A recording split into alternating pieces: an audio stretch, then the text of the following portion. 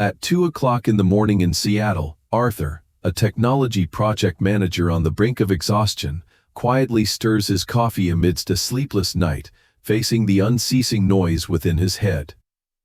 Welcome to Psychological Well-Being, a tranquil station in the universe where the cluttered thoughts of Arthur, and your own, can find rest, allowing knowledge to transform into a soothing lullaby for the night. Tonight's journey will follow him to explore one of the strangest and most intimate mysteries we experience daily, yet rarely stop to understand the mystery of who is truly speaking inside your mind. That whisper is currently echoing in the stillness of the kitchen, relentlessly replaying the script for the board meeting scheduled for 9 o'clock tomorrow morning. A colossal workload. Revenue figures, and the scrutinizing eyes of investors all swirl into a torrent of words crashing down upon his mind. Arthur closes his eyes tightly, attempting to dispel the chaos, but the more he exerts effort, the more resolute and commanding that voice becomes.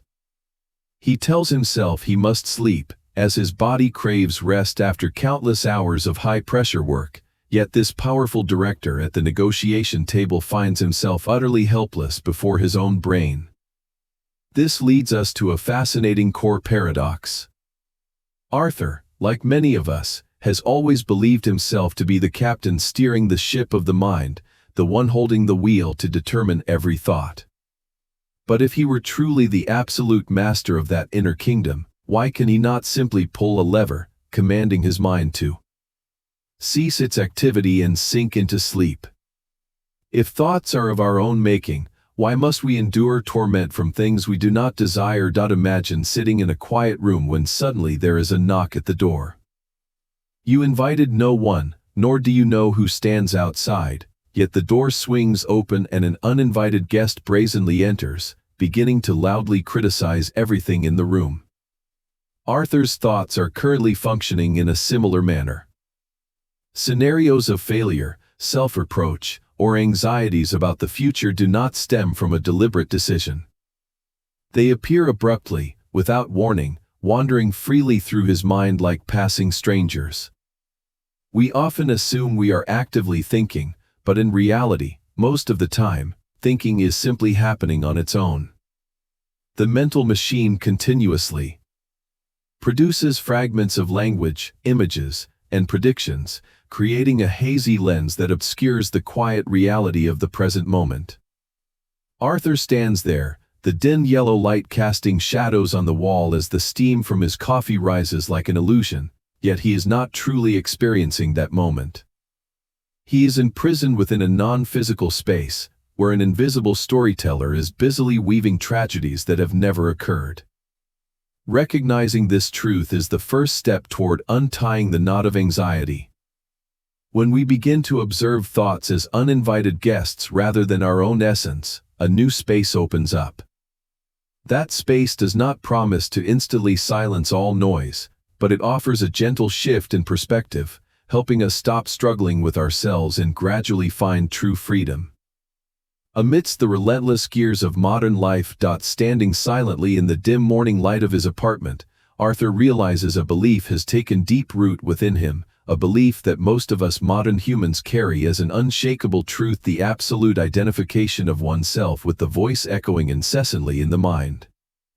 Since embarking on his career, Arthur has believed that the voice urging him to meet every project deadline, the voice constantly identifying risks and forcing him to prepare for the worst, is the very essence of his being.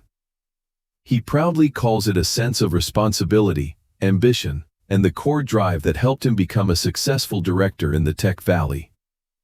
That voice always uses the pronoun I, saying I must do better, I cannot afford to fail in tomorrow's meeting, I need to anticipate every question from the board. That small personal pronoun has created a perfect illusion, deceiving Arthur into believing there is an inner chief executive officer, a true captain sitting at the control panel, carefully calculating and issuing every single thought. This habit of identification is like a moviegoer becoming so immersed in a film that they forget they are sitting in a theater, convinced they are the character struggling on the screen. Yet, If we step back with Arthur to observe the workings of this imaginary executive more closely, a strange truth begins to emerge. If that captain truly existed and acted in his best interest, why would he torture Arthur with the worst failure scenarios right when he is exhausted and in need of peaceful sleep? This contradiction pushes us toward a significant turning point in the journey of awareness, where ancient Eastern philosophies gently reach out to untie the knots that Western psychology sometimes struggles with. Wise masters from centuries ago recognized this sophisticated trap of the mind, pointing out that our belief in a thinker who creates thoughts is actually just a linguistic habit, an optical illusion of perception. Just as we say it is raining when there is no actual it performing the act of raining, the phenomenon of rain is simply occurring. Similarly, inside Arthur's head, there is no independent self laboriously producing anxieties about revenue or projects. There are merely thoughts arising of their own accord, speaking themselves, and dissolving into nothingness. The voice reminding him to check the financial reports is not the core of Arthur's identity. It is a biological tool, a stream of reflexes programmed through years of navigating high-pressure environments. When Arthur confuses that tool with his true self, he voluntarily locks himself in a cramped cage, bearing the weight of every judgment and fear that the voice pours out, becoming a victim of his body's own automatic mechanisms. The moment he begins to detach himself from that noisy flow, the moment he realizes that voice is a natural phenomenon of the mind and not the master of his fate, a soothing sense of liberation begins to seep into every cell. The fog of identification clears, revealing the truth that he does not need to argue with that voice, nor does he need to stifle it or force it to be positive.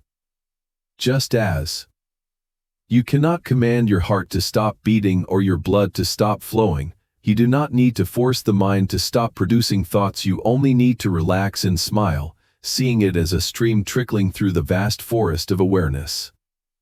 As the illusion of the inner executive collapses, the heavy stone of the ego falls away, leaving Arthur and all of us with a pure emptiness, a silent space where even the most turbulent thoughts are merely ripples washing against the shore of compassionate existence. Reaching this realization, the warmth of the coffee in Arthur's hand feels more real, pulling him back to the present moment where peace has never truly left, only remained hidden by monologues masquerading as the master of the mind. The soothing liberation from Eastern philosophy is not just a poetic idea but is also sharply illuminated by modern neuroscience. As Arthur holds his cooling coffee, let us delve deeper into the neural labyrinths to unmask the true nature of the one talking incessantly in his head. Modern neuroscientists have conducted experiments measuring brain activity and discovered a truth capable of shaking the very foundation of human belief in free will. When participants were asked to make a simple decision by pressing a button, sensitive equipment recorded neural activity signals appearing before the person even realized they had made the decision. The time difference is only a small fraction of a second, but its meaning is as deep as an entire universe. This proves that Arthur's brain actually processed information, shaped data streams, and issued an underlying response before he was even aware of it. So, if the brain has already completed its work in the darkness of the unconscious, what role does the voice reminding him of tomorrow's revenue charts actually play? That voice is not the powerful director planning strategy. It is exactly like a sports commentator sitting in the stands. Imagine watching a thrilling match where players have begun to run, the ball is rolling, and tackles are happening. Only then does the commentator speak to narrate the events unfolding before his eyes. The voice in Arthur's mind operates with the same delay. It continuously narrates decisions, chemical changes, and emotions that have already occurred in the unconscious, then quickly attaches a label saying, "I thought this." When Arthur's heart beats faster from the pressure of expectation, his autonomic nervous system has already responded, and only a moment later does the commentator rush in, grabbing that feeling of nervousness and weaving it into the sentence, "I am very worried about tomorrow's presentation." This process happens so smoothly and automatically that it creates a perfect illusion of authorship, leading Arthur to believe he is the source of all his insecurities. But once the commentator's mask is stripped away, a beautiful collapse of the central ego takes place. This is not a frightening loss but a revolutionary liberation. Arthur begins to realize he does not need to take responsibility for every erratic thought, every disaster scenario, or every harsh judgment that naturally arises in his head at 2 o'clock in the morning. He is completely unburdened from being the author of the chaotic prose the mind automatically pours out. He does not need to blame himself for being weak or anxious, because those thoughts are merely the results of a biological machine operating by momentum. Just as Arthur cannot claim to be the one directing the clouds over Seattle's sky, he cannot claim to be the one who intentionally created those gloomy clouds of thought. This truth brings a breath of fresh air that dispels the stuffiness of the small apartment. Our minds naturally crave control, weeding the image of a captain to reassure ourselves amidst a volatile world. Yet, clinging to that illusion of control is the very source of exhaustion. The moment Arthur stops trying to wrestle the steering wheel from a ghost, he discovers the ship is still sailing safely upon the water.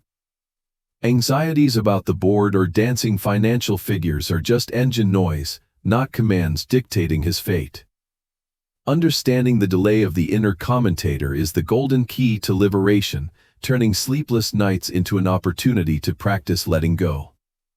With the burden of authorship lifted, Arthur no longer sees himself as a general losing a battle against his own army of thoughts. Instead, he becomes a silent spectator, a vast space smiling as he witnesses the small commentator diligently talking about a match that has already been decided. As the beautiful collapse of the central ego occurs and the commentator's mask falls, another profound question knocks on Arthur's awareness in the stillness of the night. If the voice talking in his head is not the author of his thoughts, to whom does that voice actually belong? Arthur begins to listen more closely, not to the content of the disaster scripts, but to the tone and attitude of the voice itself. He realizes something very strange. Whenever he is about to make a mistake or faces revenue pressure, the inner tone becomes sharp, judgmental, and suffocatingly harsh.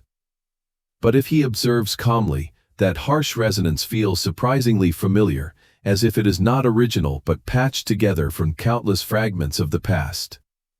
It is not his original voice, but a sophisticated blend of strict American cultural expectations regarding success, the stern reminders of a teacher from years ago, and the invisible pressure of a society that glorifies perfection in the tech valley. Psychologists studying mental development have discovered a fascinating phenomenon regarding how the first language appears in children. When a child starts learning to interact with the world, they often speak aloud to guide their simplest actions, telling themselves to put a block here or draw a tree there. Those spoken comments act as traffic signs, helping them organize and direct behavior. However, as the child grows and encounters life, a quiet and miraculous transformation takes place. Those guiding comments are no longer spoken aloud but slowly shrink, retreating deep into the darkness of the mind to become an invisible monologue. Our young minds are like giant sponges, constantly absorbing words, tones, and prejudices from the surrounding world. We collect every lecture from parents, every joke from friends, and every societal norm, turning those raw materials into the resources the inner storyteller uses to build its sentences. This means the judgmental voice punishing Arthur at 2 o'clock in the morning is actually just a replayed recording, a gathering place for countless echoes borrowed from social experiences throughout his life. Understanding this process of internalizing language loosens a major knot in Arthur's soul. Liberation does not lie in arguing to silence the harsh criticisms, but in realizing he does not need to despise himself because of a tape recorder accidentally replaying others' fears. That voice may continue to sound, carrying the echoes of generational pressure and heavy cultural standards, but it has now lost its absolute power. It is no longer the core of Arthur's identity or the sentence determining his value. It is merely a linguistic tool shaped by his environment, floating in the vast ocean of awareness like the whispers of a stranger passing by on the street. As Arthur realizes those harsh judgments are merely borrowed recordings, another question rises gently in the silence. Why does that tape insist on replaying exactly when his body craves rest? And why is it so obsessed with the prospect of failure at tomorrow's board meeting? To answer this, we must look deeper into the biological roots of anxiety, where the human brain reveals its true nature as a tireless prediction machine. Since the dawn of time, the ultimate task of the mind has not been to bring peace, but to ensure survival. To achieve this, the brain constantly moves ahead of time, projecting possible scenarios to prepare defense options. Just as when you walk downstairs in the dark, the brain automatically predicts the position of the next step so your foot lands safely. However, in the modern complexity of tech hubs, where threats are no longer wild beasts but investor judgments, performance indicators, and the risk of losing status, this biological prediction machine has been triggered into overspeed. Arthur's exhaustion does not come from being incompetent, but from his nervous system working too hard to protect him. It continuously throws the worst assumptions into the space of awareness, imagining him stammering before a projector or his project being rejected. The inner storyteller grabs these crude predictions and weaves them into a complete tragedy, layering in authentic emotions so his body reacts with a pounding heart and sweaty palms. Deep healing philosophy opens up when we realize that anxiety is not a present truth. It is not a prophecy of the future, nor the voice of some superior wisdom warning us. Anxiety is simply a biological algorithm working overtime, mental clouds gathered by the habit of prediction based on environmental pressures. When Arthur understands this mechanism, he no longer sees himself as the victim of an inner curse. He can smile at the frightening images dancing in his head as a mechanic observes a machine spinning out of control from overload. He does not need to believe those scenarios or rush to solve them in the middle of the night. Just as a weather forecast can be wrong, mental predictions are often delayed and exaggerate dangers. By stepping back and seeing anxiety as a normal physiological phenomenon rather than a disaster, Arthur gently strips away the power of fear.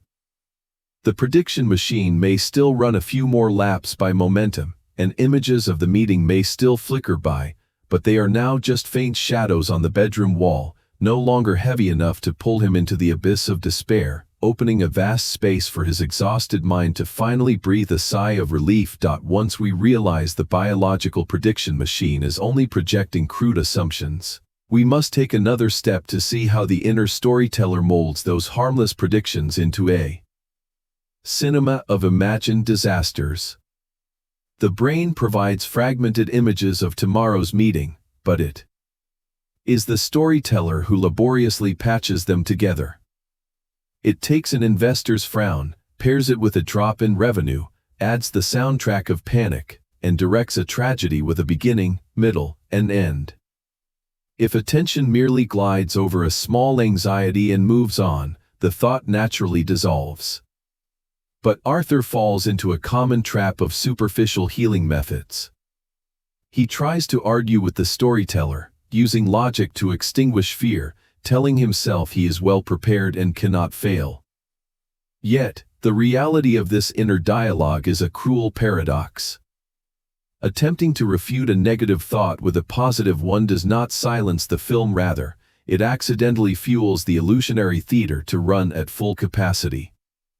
The more he argues, the more intensely his attention shines on the mental screen, making imagined details swell and overwhelm his awareness. It is like trying to push a rubber ball under water. The harder you press, the more violently it bounces back. That constant interaction, whether through resistance or agreement, is the fuel that keeps the storyteller weaving dramatic layers. In this moment of stalemate, the philosophy of liberation whispers a much more elegant escape. The solution is not to smash the screen or turn off the power. Instead of struggling with every terrible scene, Arthur only needs to step back and realize the wonderful truth that he is not the character suffering on that screen. He is merely an audience member sitting quietly in the darkness of the theater. The storyteller is like an actor performing a monologue on the mental stage, with lights shining and words flowing. But no matter how dark or dramatic the play, the audience member below remains safe. When Arthur stops resisting and merely sits still observing his own drama of anxiety, the film loses its weight of reality. He does not need to suppress thoughts, he only needs to stop giving them the ticket of identification. The mind loves playing the director of suspense films because of ancient survival instincts, when one had to imagine claws behind every bush. However, the cinema in Seattle at 2 o'clock in the morning is entirely harmless without the sustenance of the exhausted director's attachment. With every new failure script, Arthur can simply breathe out, appreciate the limitless creativity of this biological machine, and remind himself that these are all just short films.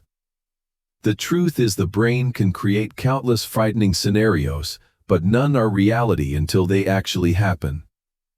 An audience member never jumps onto the stage to fight the villain, they only quietly observe the rise and fall of the performance.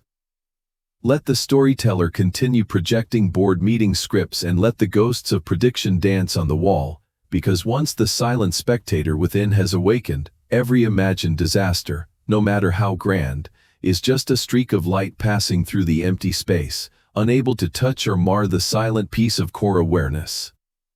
The moment he relaxes his grip and stops forcing the mind to cease thinking, the inner war automatically declares a truce, leaving the aftertaste of a deep freedom where anxiety can still be projected but has lost its power to manipulate the soul. As Arthur steps back to become the silent spectator of his own mental theater, he notices another profound illusion draining his strength: the detrimental confusion between concepts and reality. To understand this attachment, let us consider the difference between a map and the territory it describes. Imagine holding a detailed map of a vast forest. The map shows winding paths, rivers, hills, and symbols for notable landmarks. With its help, a traveler can confidently navigate the strange land and understand their destination. However, no matter how meticulously drawn, the map is never the actual forest. It cannot convey the scent of pine resin in the air. It cannot recreate the cool shade under ancient trees. It is helpless to represent the sound of wind through leaves or the softness of moss underfoot. The map is a simplified representation, while the forest is a living, breathing reality. Something similar happens within our minds. The storyteller uses concepts, words, and old memories to build a mental map of the world. These conceptual maps help us navigate life, remember places, and communicate. Without them, daily life would be chaotic. Yet, Arthur's misery at 2 o'clock in the morning stems from forgetting that the map is not the actual experience it describes. He is living, breathing, and suffering inside a paper map of linguistic labels. The inner storyteller spends most of its time working with these maps. It labels events and organizes memory fragments. It explains every situation with language, telling itself this is good, that is difficult, and predicting tomorrow will be a disaster. The concept of failing before the board is actually just an ink mark on the brain's linguistic map, not a flesh and blood monster that can bite or harm his physical body. The idea of rejection or losing face is an abstract concept, but Arthur's body is sweating and his muscles are tensing as if he were facing a bloody threat. This is the great tragedy of modern man. We are drained of life energy not because reality is too harsh, but because we mistake abstract words for actual existence. Mental explanations can be useful for learning lessons. But sometimes, the mind becomes so immersed in the map that it forgets to notice the territory actually present. When the mind is overactive, it analyzes everything with abstract labels instead of feeling directly through the senses. Consequently, instead of tasting the elegant bitterness of his coffee or feeling the warmth in his palms, Arthur is chewing on dry thoughts about financial indicators. The storyteller's descriptions, no matter how sharp, are only useful tools. They are never the complete reality of experience. They are merely interpretations, labels stuck onto the surface of a living moment. Recognizing this subtle but deep difference is the key to loosening the grip of inner stories. When Arthur understands that fear is just a warning symbol on a map rather than an abyss beneath his feet, a massive amount of energy wasted on fighting illusions is released, returning him to the primordial stability of pure awareness. After understanding the illusion of the conceptual map, the next step on Arthur's journey of awakening is finding a way to step off those tangled lines and touch the territory of the present.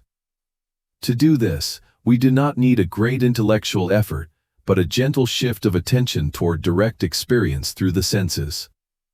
The human mind loves creating concepts and categorizing the world into drawers labeled past and future.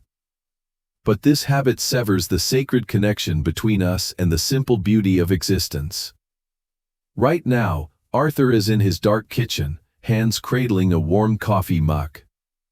He could use words to describe it, saying the coffee is too bitter or the drink helps him stay alert.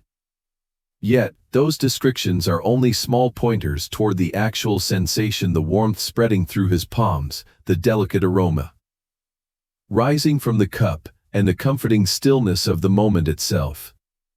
All these vivid details belong to the territory of pure experience, while the words used to describe them are forever stuck on the map. This shift can happen with any sense.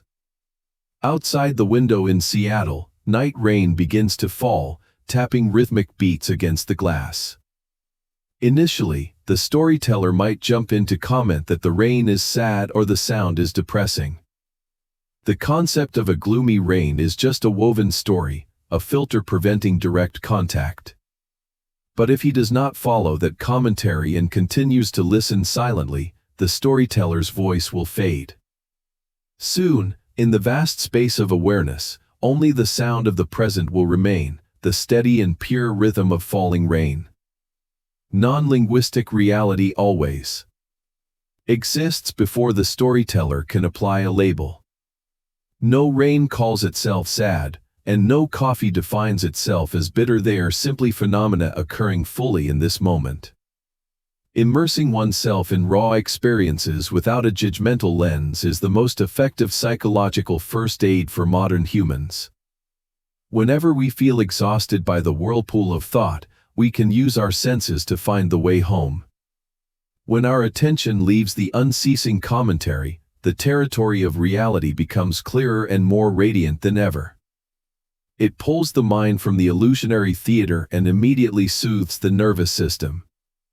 The territory of small raindrops does not require Arthur to analyze or strategize. Unlike complex thoughts, sensory experience needs no explanation. Arthur does not need to try to think positively to redraw a prettier map. He only needs to step off the map and breathe the cool air of the rain. The dampness of the night, the murmur of the city, and the presence of his body standing firmly on the floor are all anchors pulling him back to the only place where life actually happens. Relief comes from realizing the physical world is still operating smoothly, despite the storms in his mind. There, all anxieties about the board or revenue pressures vanish, giving way to a deep peace, a primordial state of awareness that needs no words to prove its existence. As Arthur touches the edge of non-linguistic reality, a new challenge quietly rises: the paradox of attention. If vast awareness is like an expansive sky where every experience appears freely, then attention acts like a narrow beam of light moving incessantly within that sky. Imagine the mind as a theater plunged in darkness. The stage is enormous with countless events happening at once: night sounds, heartbeats, steady breathing, and whispering thoughts. Yet, the audience never sees the whole stage at once. Instead, a single spotlight moves back and forth, casting a narrow circle of light on each scene. Wherever the light shines, the action becomes vivid and dramatic, while the rest remains silent and dim. Attention in Arthur's mind works exactly this way. Many thoughts are forming quietly in the background. But the moment his spotlight shines on the worry about tomorrow's project meeting, that thought suddenly blazes and begins to swell with detail. It is not inherently powerful or destructive, it becomes overwhelming only because the light of attention continuously feeds and amplifies it. Whatever that beam illuminates seems to occupy the entire mind, creating an optical illusion that this thread is the only thing existing. Caught in this illusion, Arthur blames himself for being weak or stuck in negative loops. He blames himself for not being able to stop thinking about disasters in the Tech Valley, unaware that the source of suffocation is not the thought itself, but the spotlight being stuck in the darkest corner of the stage. Understanding this optical illusion is a profoundly healing step. It helps Arthur realize he is not being swallowed by an invisible monster, he is only blinded by his own spotlight. The project thought, no matter how gloomy, is just a small actor under a narrow light. This understanding brings immediate soothing, releasing Arthur from self-judgment and providing the distance needed to stop seeing these magnified fears as absolute reality, thus preparing him for the art of moving the spotlight to find the expansive sky once again. The next step is not trying to break the lamp or force it onto a happier scene, but practicing the expansion of its beam. In the apartment's stillness, Arthur experiences the magical shift from focusing narrowly on a single fear to a state of wide awareness encompassing everything present. Instead of scrutinizing the meeting's worst-case scenario, he gently relaxes his attention, letting the spotlight's sharp edges blur and the light spread across the entire stage of the mind. In that moment of loosened attention, a miracle of awareness appears. The judgmental voice and failure scripts are still there, but they have shrunk, becoming small clouds drifting across a vast sky of awareness. Drifting in that vast sky are not just anxious thoughts, but the steady hum of the kitchen fan, the lingering warmth in his fingertips, and the patient heartbeat in his chest. All these phenomena, from physical sounds to invisible thoughts, exist equally within the same large space. The thought clouds might be gray with anxiety or lightning with self-punishment, but the sky containing them is never damaged or soiled by any storm. The sky does not judge the clouds or chase them away, it simply provides an infinite space for them to form, transform, and dissolve. The exhaustion of modern humans comes from believing we must clear every dark cloud to have peace. But the philosophy of gentle liberation reminds us of a contrary truth. True and eternal liberation never comes from exhausting oneself to destroy thought clouds. Absolute freedom only blooms when we smile and realize we were never that gloomy cloud, we are the endless sky quietly embracing them. As Arthur leans against the kitchen counter, letting the board meeting clouds drift through his mind without reaching out to hold them, a primordial relief floods his body, marking the moment he officially steps out of the narrow prison of identification to return to the greatness of silent awareness. As the vast sky opens, a profound and quiet question knocks again. If the shrill voice about tomorrow's meeting is still sounding clearly, and if he can hear it and observe it as an object, then who is truly the one listening? Initially, the answer seems obvious: it is him. But when digging into the current experience, the situation becomes mysteriously strange. He can notice a thought forming, feel a ripple of rising anxiety, and observe his chest's rhythm. All these are objects exposed under the light of recognition. Yet, when Arthur tries to turn the spotlight to look directly at that recognition itself, he encounters a beautiful paradox.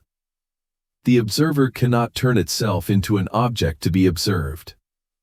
Just as an eye can see everything from stars to a coffee cup but cannot see itself without a mirror. Or like a flashlight illuminating everything in a dark room but never being able to shine upon its own source. The awareness that is listening possesses no specific form, uses no words, weaves no disasters, and offers no judgment. It is like a silent, compassionate audience member sitting in the theater's darkness, calmly watching the storyteller's inner play on the brightly lit stage.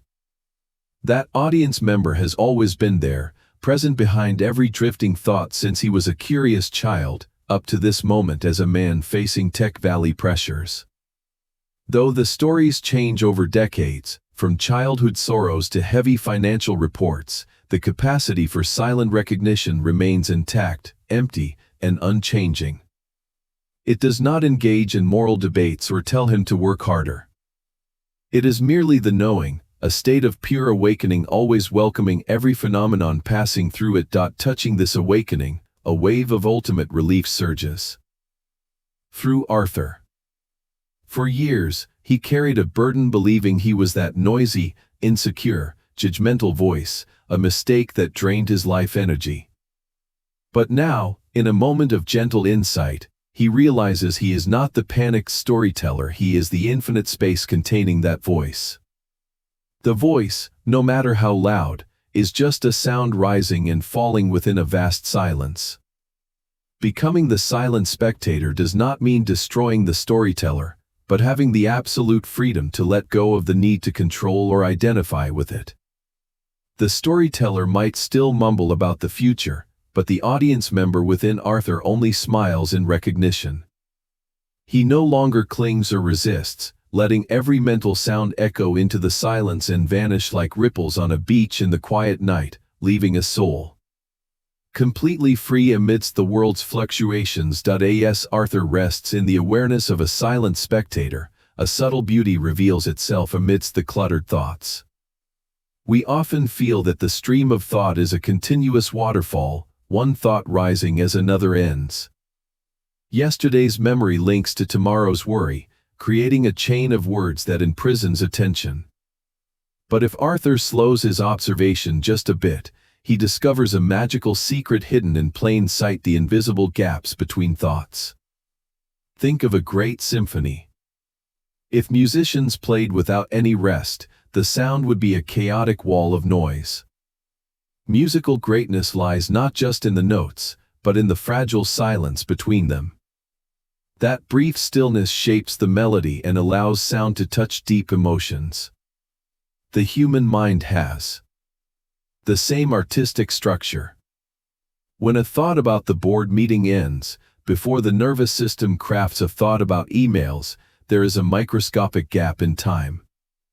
In that fraction of a second, the storyteller is silent. No words, no images, no I that is worried or judgmental. It is a pure void, a state of absolute freedom where he is unbound by definitions or responsibilities. For a panicked mind, this emptiness is often missed or feared because the ego craves business to prove its existence. But having realized he is the vast sky of awareness, Arthur begins to enjoy the art of these gaps. He stands in silence, sipping cooled coffee, listening to the dissolution of a gloomy thought and gently falling into the quiet crack before the next one arrives. That gap is not a cold black hole. It is radiant with awakening. It is like the moment the sea is perfectly still after one wave dissolves and before the next forms. The ocean does not disappear in that pause, it rests in its own wholeness. That we do not need willpower to destroy thoughts to create silence, that force only creates more noise. Arthur and we only need to nourish a gentle curiosity, observing the mind and seeking its natural pauses. Like noticing the brief suspension between an exhale and an inhale, focusing on the gaps between thoughts is an antidote to exhaustion. Every time he touches that silent crack, his stressed nervous system is refreshed. He realizes peace is not a distant goal reached after solving every Tech Valley problem.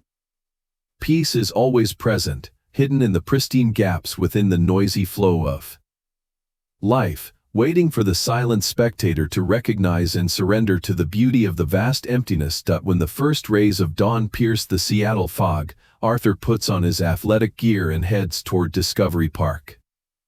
After a night of experiencing the stillness between thoughts, he now enters another magical state of awareness where the linguistic ego vanishes during high-intensity activity. In the first minutes of his run, the storyteller is still noisy. It comments on his breath, complains about leg soreness, and repeats office reminders.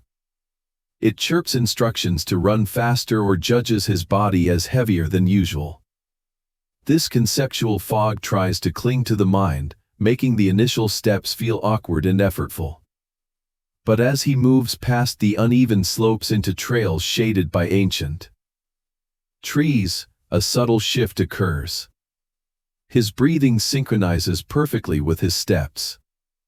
The cool morning air fills his lungs, and the crunch of gravel under his shoes creates a steady soundtrack. At the moment his body fully harmonizes with movement, the storyteller retreats and falls silent. Modern psychologists call this flow, a state where attention is so absorbed in action that concepts of time and space evaporate. There is no director worried about the board, no man trying to exercise. Arthur, with all his history and social labels, has left the stage. No one is running, there is only the act of running, smooth and perfect. Without the storyteller's linguistic filter, reality strikes his senses directly and radiantly. He doesn't think about dodging a low branch, his body automatically ducks. He doesn't remind himself to breathe, his lungs know how to take in oxygen. Mental silence here is not passive emptiness, but high awakening and vitality. This leads to a beautiful philosophical truth that shatters modern illusions. We are taught that a rational ego, a voice analyzing and strategizing, is a prerequisite for success. We believe that without an inner executive shouting orders, life would fall into chaos. But Arthur's experience proves the opposite. Humans operate most effectively, reflect most sharply, and feel happiest when the linguistic ego stops. The incessant commentator turns out to be the one interrupting life's natural flow with unnecessary anxiety, creating friction in the nervous system. When the storyteller is silent, Arthur's awareness connects with the deep wisdom of nature, which needs no words. That wisdom directs the stars, helps seeds grow, and now directs his powerful steps on the leaf-covered trail. This moment of flow brings ultimate liberation because it shows Arthur he does not always need to carry the burden of being someone. He can let go of the title of project manager and the label of one who must control everything, simply dissolving into the universe's smooth movement. The pure joy in his chest comes from the complete absence of the one who usually claims the achievement. When the ego vanishes, the boundary between the runner and the path disappears, leaving a state of absolute unity where the exhausted mind finds true rest within the constant motion of all things. The exaltation in the park eventually ends, as Arthur cannot run forever. He must remove his shoes and put on a suit to return to the tech hub. As he enters the board meeting at 9 o'clock, the cold air from the air conditioner and the investor's scrutinizing eyes wake the inner storyteller. The voice begins mumbling bad predictions, urging him to prepare an excuse for the last quarter's revenue dip. Facing the abyss of familiar panic, Arthur realizes that the philosophy of stillness is not a privilege for mountain monks or those in nature. The true test of awakening is here, in the storm of economic pressure and complex social relations. To avoid being pulled back into the cage of concepts, Arthur applies a wonderful survival skill, dropping sensory anchors. Like a ship in a storm meeting a point of contact with the ocean floor, Arthur's mind needs physical points to anchor to the present. He does not use logic to argue with rising fear. Instead, he shifts his spotlight of attention to his hands on the cold glass table. He fully feels the smooth surface under his fingertips. Then, he listens to the steady clicking of a colleague's pen, not judging it as annoying but merely recording the vibration. He breathes deeply, noticing the faint smell of printer ink and the weight of his body supported by the leather chair. The five senses never know yesterday or tomorrow. They are machines that only work in the present. By pouring attention into these raw physical sensations, he strips the energy the storyteller needs to weave future disaster scripts. The ghost of anxiety can scream, but it cannot pull him away because he is tied to the mast of reality. By sensory ropes. This simple practice changes how we face adversity. Previously, Arthur entered meetings defensively, seeing life as a series of problems to solve. Every difficulty was a survival threat, keeping his nervous system tight.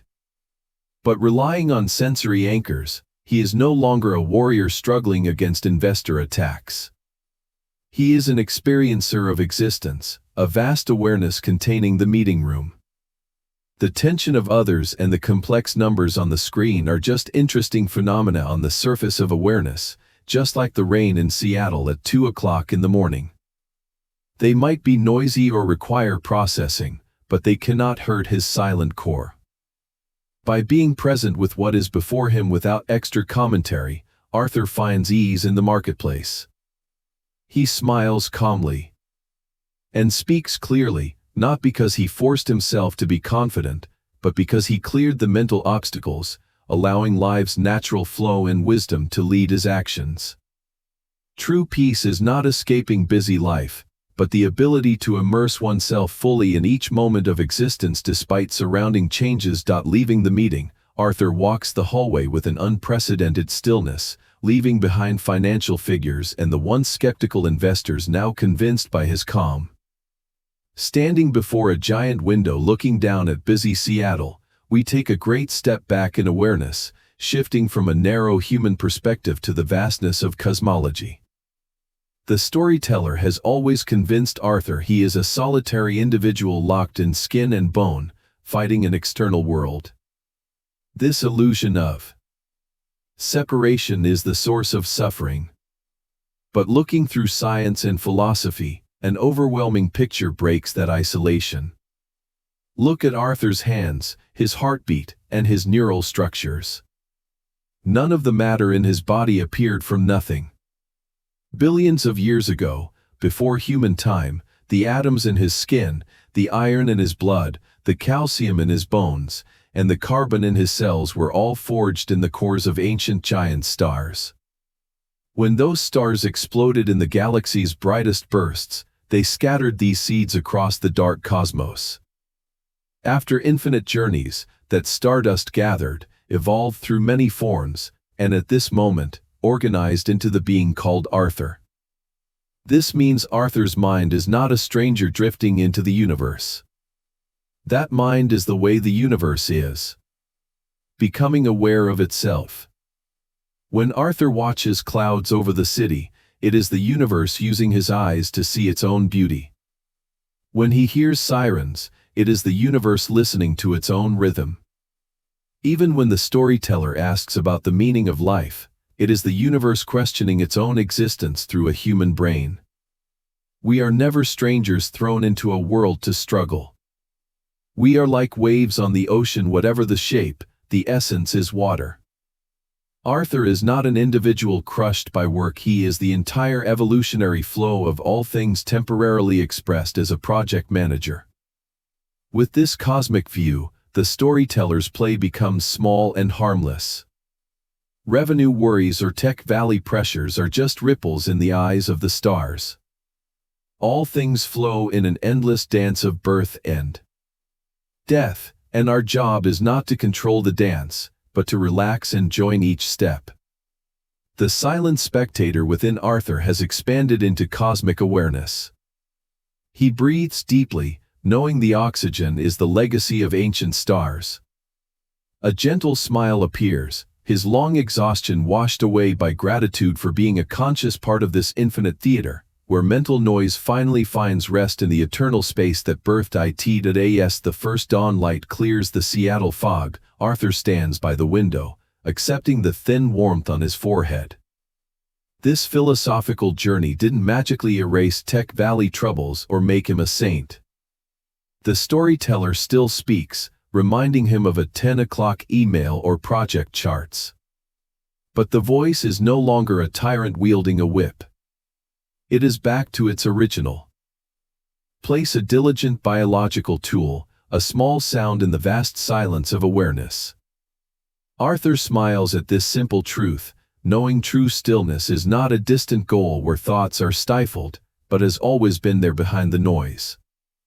The deepest human lesson is the absolute freedom in how we choose to face ourselves. We do not need to extinguish the fire of thought for peace, but only to step back, letting go of narrow identification to realize we are the vast sky containing all things. In modern life, you always hold the sacred right to be a silent spectator, observing the flow of emotion without being drowned by it. Through Arthur, I hope you have found a gentle reprieve for your exhausted mind and an answer for those long nights of struggling with uninvited sounds. This bit of stillness is a small gift you deserve after chasing dry conceptual maps. As these words close, consider how this story relates to your own life. We long to hear your experiences, so please share your thoughts in the comments. If this journey brought you peace, help us spread it by liking the video, sharing it with loved ones, and subscribing so we can continue these healing journeys together every day. Now, let the tension slip from your shoulders and allow your mind to rest in primordial stillness. I wish you health, spiritual fulfillment, and peace amidst the world's changes. Goodbye, and see you in our next healing journey.